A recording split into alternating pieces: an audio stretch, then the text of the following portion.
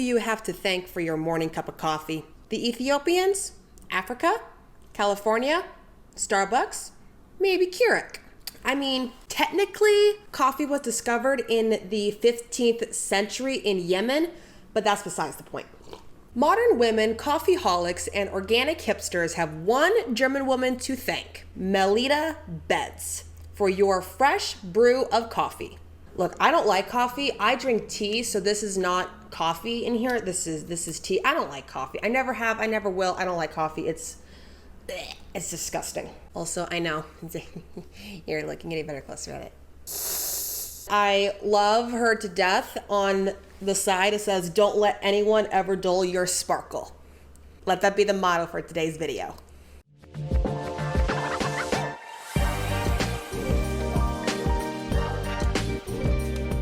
Quick disclaimer here, Herstory, it's very important, but there's not much on it. So if it's a little bit chaotic, just know it's because I couldn't find much on her, and the stuff that I have tried to piece together in a concise, smooth story as I possibly could. Let's get going.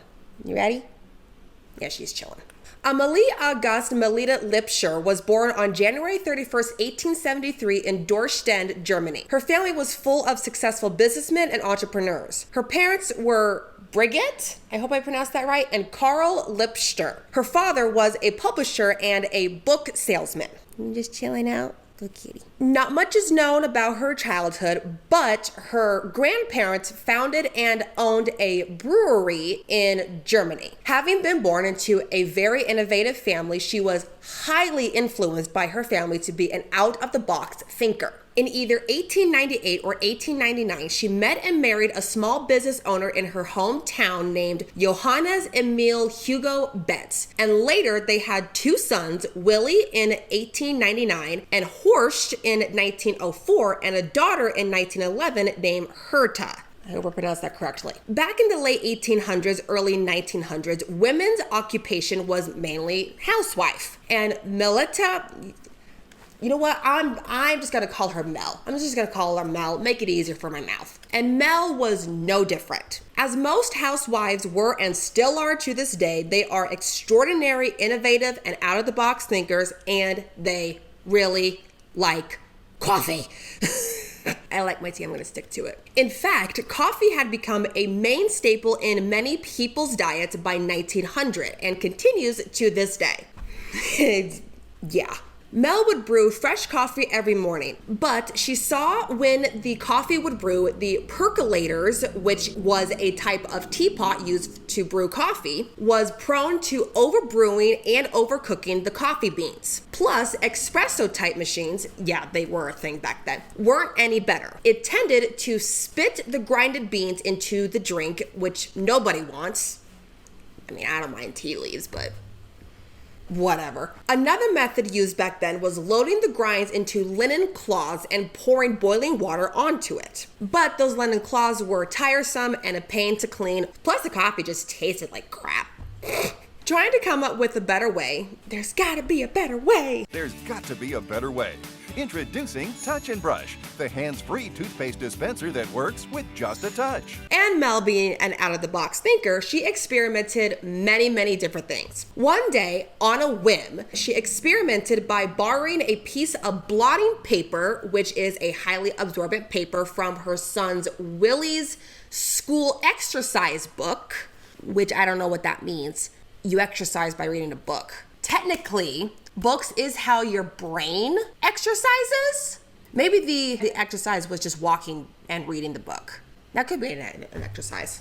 Anyway, I'm being random. Took a brass cup and punctured holes in it using a nail, creating a two-part filter system. She poured coffee grounds into the paper, poured water on it, and waited. When the clear brown liquid poured into her cup and saw little to no grinds in it, voila! The coffee filter was born. With this revelation, she knew she had something big in her kitchen. She served the perfectly brewed coffee to her husband and fellow housewife friends, and I'm assuming they lost it with how good it tasted. And when seeing the reactions, she decided she would set up a business. She took the first step in making her business, which is something people on Shark Tank could learn.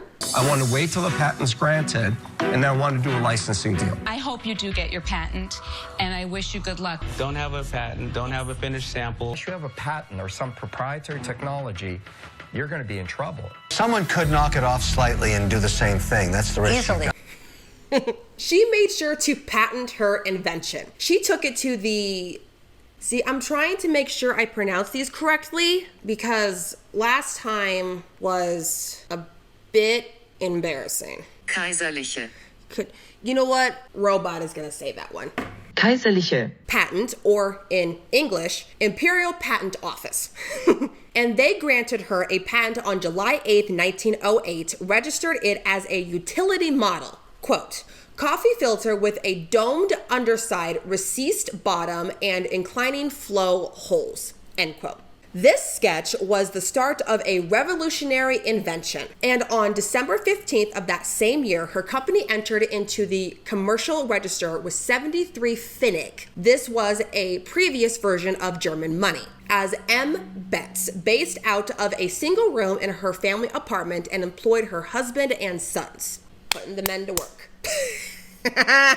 Now, all this is great, but you need someone to manufacture prototypes to see if this thing would even sell. So she contracted a tinsmith, who is a person who deals in lighter metals, also known as a tinker, to manufacture the filters. With 100 cartons of filter paper and 50 filters made, they went to local shops to present the invention and hopefully get it onto the store shelves. They also went to the 1909 Leipzig Trade Fair and sold over 1,200 coffee filters. So, needless to say, it was a huge success. In 1910, her company won a gold medal at the International Health Expedition, which is a world's fair focusing on medicine and public health, as well as a silver medal at the Saxton Innkeepers Association. Couldn't find what that thing is, so we're moving on. If you're following the timeline here, which you should be by now, you'll realize that World War I has begun.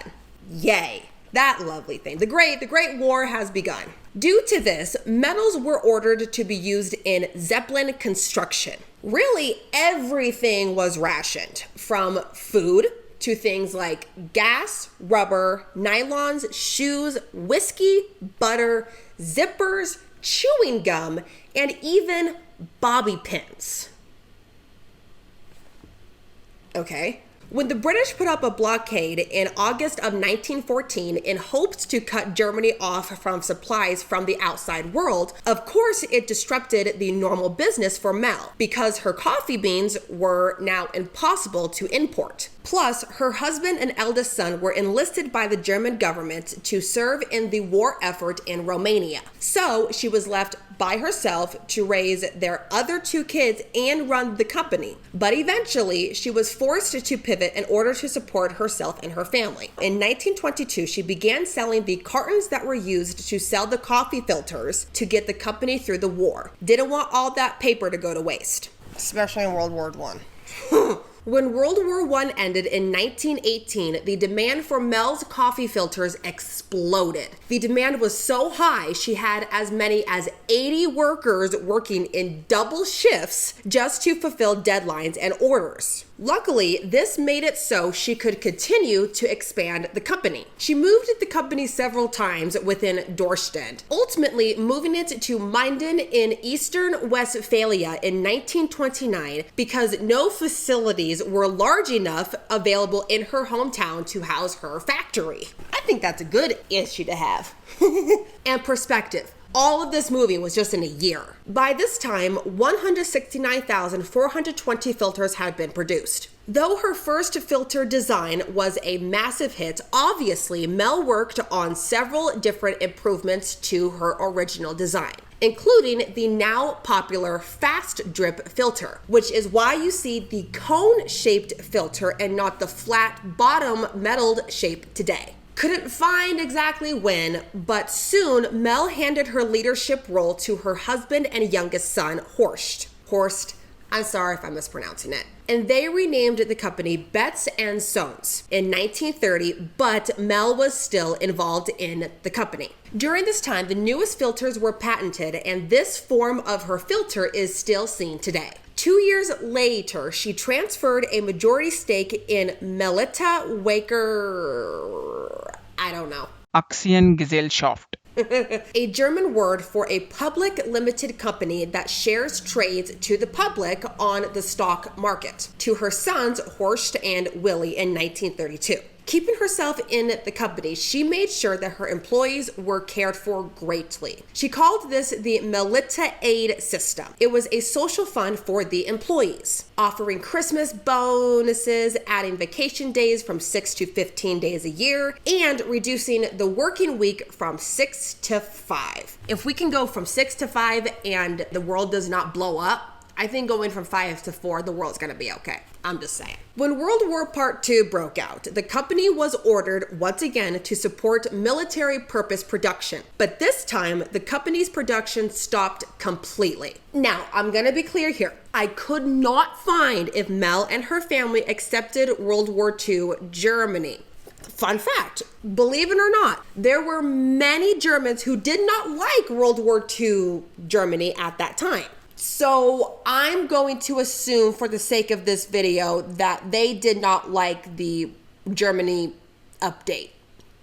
Yeah. After the war, the company's workers went back to old company factories, barracks, and pubs because the portions of the main factory was claimed as an emergency government for the Allied troops during the war and was held 12 years after the war had ended. By 1948, production had fully resumed. Melitta Bentz died on June 29, 1950, at the age of 77 at Porta Westfalica in West Germany. At the time of her death, her company's value had reached a staggering 4.7 million Marks, which in today's money is $26,120,727.92 Marks. In US dollars, that transfers to $14,438,572.75. Over 100 years later, her invention is still revered as the most beneficial invention to date. When the company moved to Minden, it remained there until Mattel's